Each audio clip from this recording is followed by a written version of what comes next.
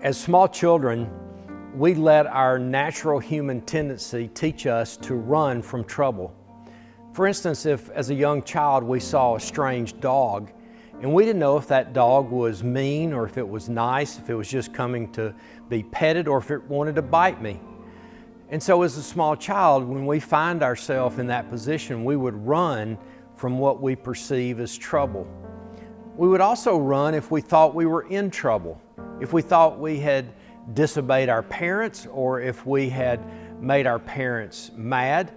We would run and hide, thinking that if we ran from our trouble, it might just go away. It might disappear and we would not have that trouble any longer. Well, that natural human tendency oftentimes finds its way into adult behavior. And we sense trouble around us, whether it's a dangerous situation or we may be in trouble. As adults, we may not physically run, but we might mentally run from our trouble. Jesus was having a last conversation with His disciples. Most of it is found in the Gospel of John. And in that Gospel of John, He started with teaching them about servanthood, teaching them about the Last Supper, teaching them about being a part of the true vine, teaching them about the Holy Spirit.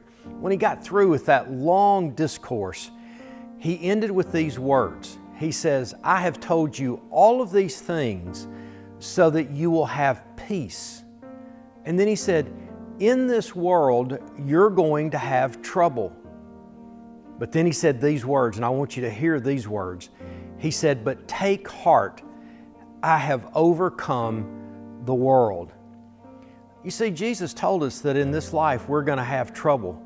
And if we were honest about looking around ourselves today, looking into our culture, around our country, we would say there's trouble on every side.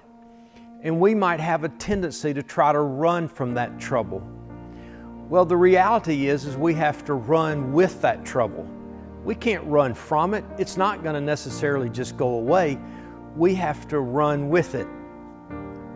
Well, when Jesus said, "I've overcome the world," He was teaching us a great principle that we need to live into these days. And here's the principle. It's really important. As we run with the trouble that we're faced with, we're not running to try to gain victory.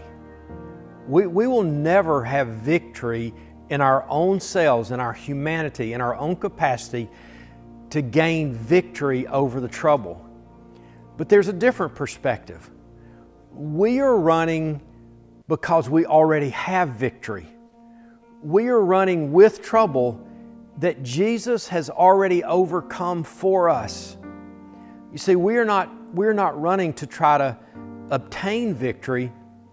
We're running because we have already gained victory. And that's a totally different perspective.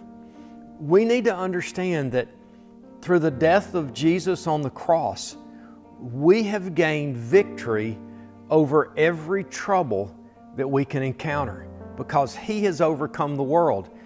If there's going to be trouble in this world, He's overcome the trouble because He's overcome every part of the world. That should give us great hope.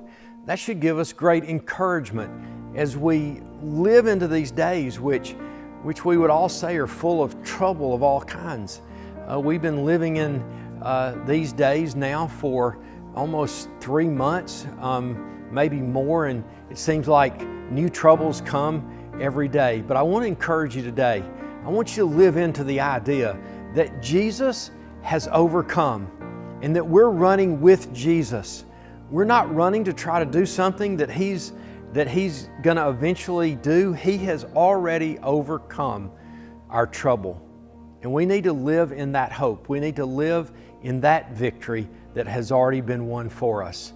So as we live and we function and we try to deal with life as we now find it, let's don't run from anything. Let's run with God as He has overcome the troubles that we have.